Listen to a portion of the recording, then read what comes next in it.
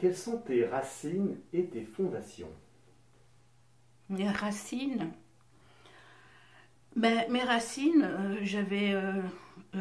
mon père était, je suis fille de légionnaire, donc chez moi c'était la rigueur, la droiture, euh, et à côté de ça, mon père était il adorait ses enfants, on était quatre, il adorait ses enfants, mais il fallait vraiment, il y avait des barrières à pas franchir et ça, je le remercie tous les jours pour ça, parce que le fait de m'avoir donné cette éducation, ça m'aide maintenant, enfin, ça m'a toujours aidé, et je le remercie vraiment pour ça. Ça, c'est vraiment mes fondations.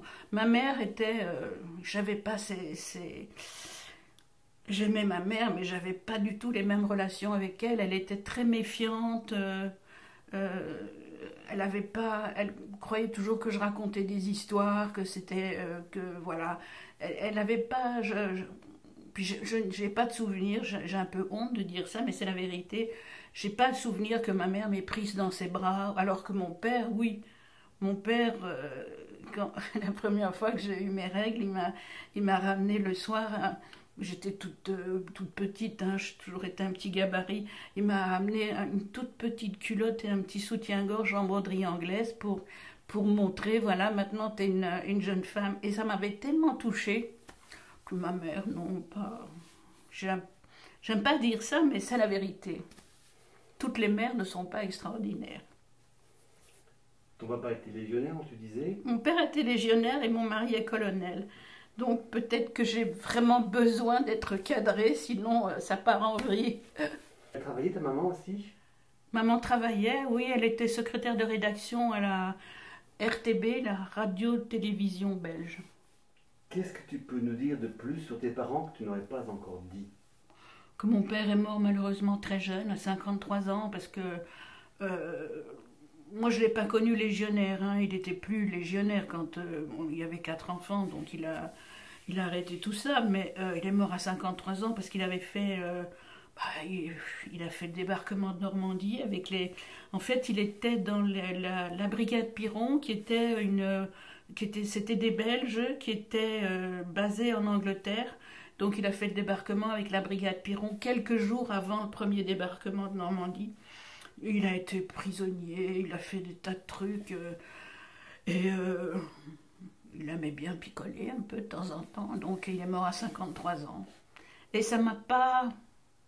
Parce que moi j'avais 17 ans, et à 17 ans, mon père c'était un empêcheur de tourner en rond. Donc quand il est mort, j'ai pas ressenti. C'est après, c'est maintenant. Maintenant que je me dis merde, il est mort trop jeune, on aurait pu avoir plus d'échanges, il aurait pu m'apprendre plus de trucs. Mais bon, sinon de ma mère, non, non, ma mère en fait. De ma mère, je tiens j'ai gardé le côté artiste, parce elle dessinait, elle peignait très bien, elle adorait quand il y avait des fêtes à l'école faire les costumes et faire des mises en scène. Elle n'était pas du tout à sa place, elle travaillait dans un bureau où elle était, ça c'était au départ. Après, elle a travaillé à la RTB, mais au départ, elle travaillait dans un bureau et elle n'était pas du tout à sa place, pas du tout, du tout. Elle s'emmerdait, je crois. Mais après, à la RTB, non, ça c'était différent, parce qu'elle a rencontré beaucoup de monde. Mais oui, d'elle, je tiens ce côté artiste, parce que je fais de la peinture maintenant. Donc. Toute petite question supplémentaire sur ton papa. Il est resté dans l'armée après la Légion? Après, ben, il travaillait dans un bureau, alors c'était. Parce que la Belgique avait des mines au Congo, c'était au Katanga, je crois. Et il travaillait dans un truc qui s'appelait l'Union minière du Haut-Katanga. Bon, il travaillait dans un bureau, il se faisait chier parce que c'était. Pardon. Il s'ennuyait parce que bah, c'était pas du tout son truc. Lui, c'était un baroudeur, quoi. Mais bon, il assumait, il avait quatre enfants, il a assumé ça, mais je pense qu'il n'était pas du tout heureux. Pas du tout, du tout. C'est pour ça qu'il picolait. Et de manière générale, qu'est-ce que tu as, toi, appris de tes parents? Ben, la rigueur de mon père et ben, de ma mère, ben, le côté artistique, mais c'est à peu près tout, hein. De ma mère, le reste, j'en veux pas. parce qu'elle était... Et quand ma fille était petite, j'avais toujours peur de ressembler à ma mère. Je me disais toujours non, non, non, non, faut pas réagir comme ça. Je posais toujours des questions en me disant, elle raconte pas, elle dit pas la vérité. Et puis je dis, oh putain, je ressemble à ma mère, c'est pas possible déjà physiquement. Donc je voulais vraiment pas ressembler à ma mère. Mais je l'aime, hein. C'est ma mère, je l'aime. Mais je voulais vraiment pas lui ressembler. Quel enfant tu étais, toi? Ah, je crois que j'étais très comédienne. Déjà, j'étais excessivement comédienne. Je pouvais pleurer sur commande. Et j'avais un frère aîné, donc j'étais plutôt garçon manqué, que je suis toujours. Mais bon, ça ne m'a pas empêché de me marier. Et, ouais, j'étais vraiment garçon manqué. J'ai des photos de moi qui sont très drôles d'ailleurs, parce que la sœur de papa vivait aux États-Unis. Alors je sais que l'été, je crois qu'elle était à New York, et en hiver, elle était genre Palm Beach ou en Californie. Et elle nous envoyait des colis à l'époque. C'était des énormes colis, il y avait des jouets, des vêtements. Elle n'avait pas d'enfants. Et d'ailleurs, quand papa est mort, elle a voulu m'adopter. Ma mère n'a pas voulu. Moi, j'ai regretté, mais bon. Et elle nous a envoyé des vêtements. Et donc, j'étais habillée vraiment. On a eu les premiers jeans, alors que ça n'existait pas. En Belgique, encore moins qu'en France, puisque je suis née en 48. Donc, à l'époque, quand j'avais 6-7 ans, il n'y avait pas de. Nous, on avait des jeans, on avait des chemises à carreaux, des casquettes. On était vraiment un peu space pour la Belgique. Mais et j'ai des photos de moi où je suis habillée vraiment comme j'étais habillée tous les jours, mais c'était drôle avec mon frère parce qu'on a tous les deux un fusil, et je ressemble vraiment à un petit garçon. Tu as dit que tu avais des frères et sœurs, c'est ça? Oui, on était 4. On n'est plus que 2. Mes 2 frères sont morts. Quels étaient tes rapports avec eux? Alors avec mes frères, c'était génial. Mon petit frère Christian est mort il y a 3 ans. Et mon frère Daniel, mon frère aîné, est mort il y a longtemps. Il avait, depuis la naissance, il me semble, dans mon souvenir, qu'il avait très souvent des problèmes au foie. Donc, je ne sais pas, après, quand il est mort, j'étais déjà plus à la maison, je vivais déjà avec quelqu'un, donc j'ai pas suivi vraiment l'affaire. Je me suis un peu détachée de ma famille. Mais ouais, il est mort, je crois qu'il avait même pas 40 ans, je crois qu'il avait 35 ans. Et par rapport à ma mère aussi, ce que je voulais ajouter, que j'ai oublié, c'est qu'elle adorait ses fils. Et ses filles, en fait, elles s'en foutaient. Mais elle avait une adoration pour ces garçons avant tout. Et je me souviens que ça m'avait fait beaucoup de mal d'ailleurs, parce que quand mon frère était adolescent, et moi j'avais 3 ans de moins que lui. Et elle écoutait beaucoup de musique avec mon frère. Ils faisaient des enregistrements tous les deux et tout. Et moi, quand je débarquais, c'était tout juste si on ne me disait pas qu'est-ce que tu viens foutre. C'est comme si je les dérangeais. Et ça m'a fait beaucoup de mal après. Je crois que c'est en partie pour ça que ma mère... mais bon... Mais alors ils écoutaient, à l'époque c'était Cliff Richard, Elvis Presley, Paul Anka, Brenda Lee, enfin tous ces gens. J'ai écouté ça en boucle. Ça c'était avec mon frère, et avec mon père j'ai écouté. Il mettait tout le temps, ils étaient très amoureux, ils mettaient tout le temps l'hymne à l'amour d'Edith Piaf. Alors ça, je l'ai entendu... ouais, mais c'était plutôt bien. Mais l'histoire avec mes frères, non, c'est vrai. Et ma sœur est homosexuelle, parce qu'elle m'a dit un jour, moi, j'ai jamais eu de mère, elle s'est jamais occupée de moi, et donc elle a rencontré une fille plus âgée qu'elle, et c'est devenu sa compagne. Alors, ça je sais pas si c'est vrai, mais bon, en tout cas, elle le ressent comme ça. Est-ce que tu peux nous raconter un souvenir particulier de ton enfance qui t'aurait marqué? Oui, un souvenir particulier, parce que j'ai failli perdre plusieurs doigts. On était à la mer du Nord en vacances, comme tous les ans, et je ne sais pas comment ça s'appelle en France, c'est des espèces de petites voitures à pédales. Et en Belgique, ça s'appelle des cuistax. Et j'étais en cuistax et j'étais très curieuse. Je voulais voir où allait la chaîne du vélo.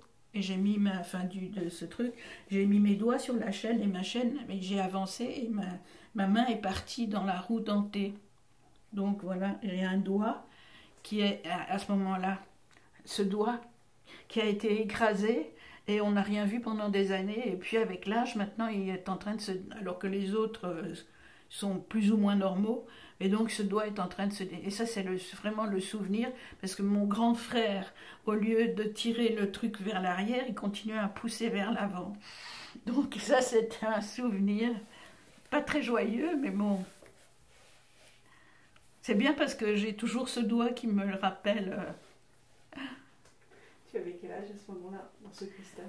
J'avais... je devais avoir 6 ans. Ouais.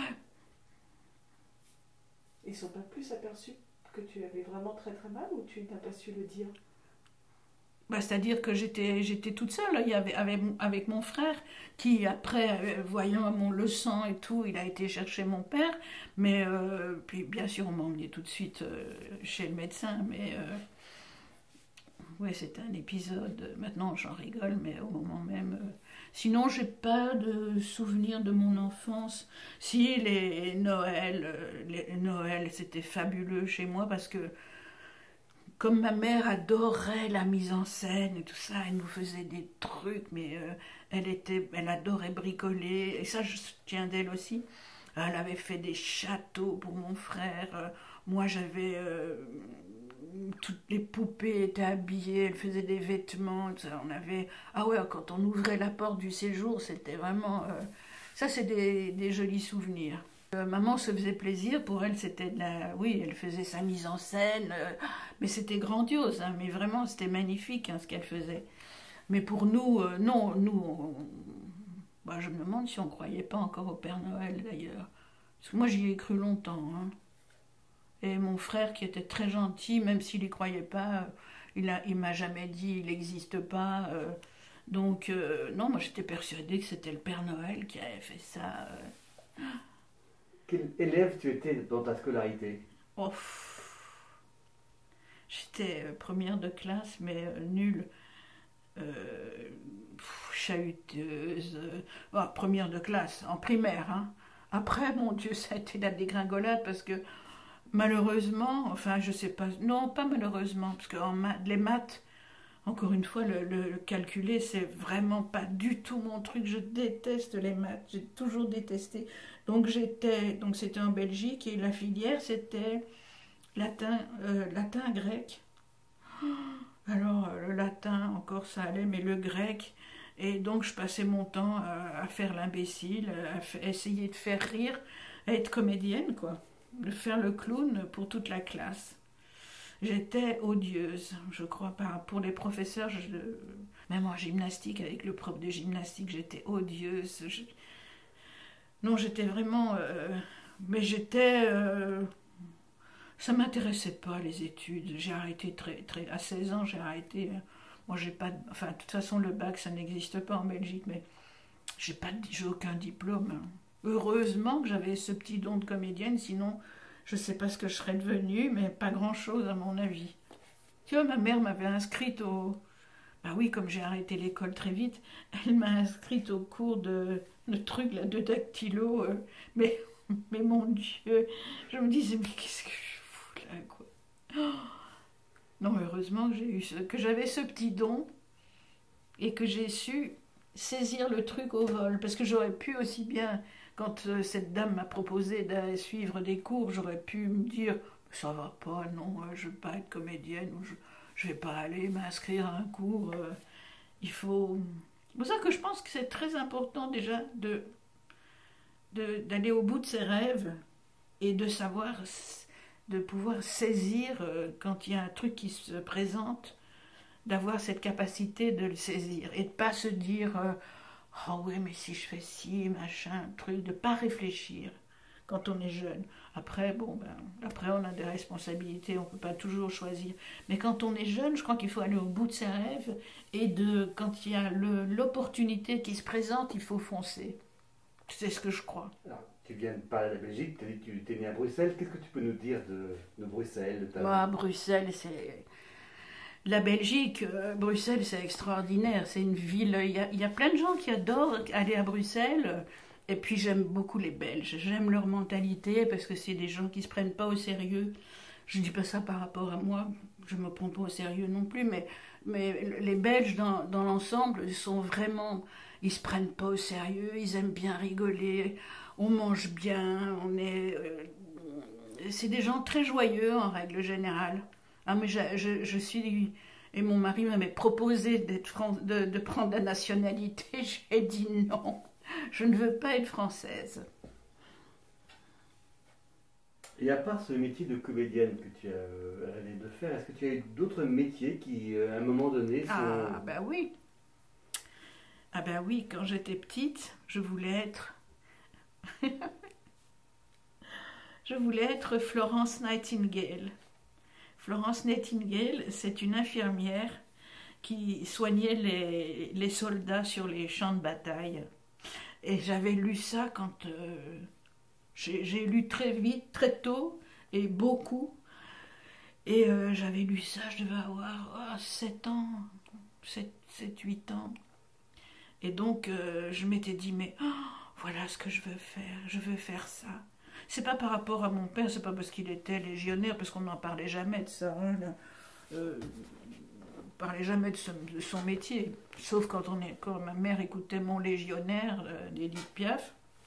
Mais j'avais lu ça et je m'étais dit, mais c'est génial ça, les soigner. Et la couverture, alors je m'identifiais à la couverture, c'était une infirmière avec une lampe tempête, qui était sur les champs de bataille, qui allait penser, il y avait un soldat mourant avec du sang et tout à côté d'elle. Et j'ai dit, je veux être Florence Nightingale. C'était pas une infirmière, hein. Je voulais être Florence Nightingale.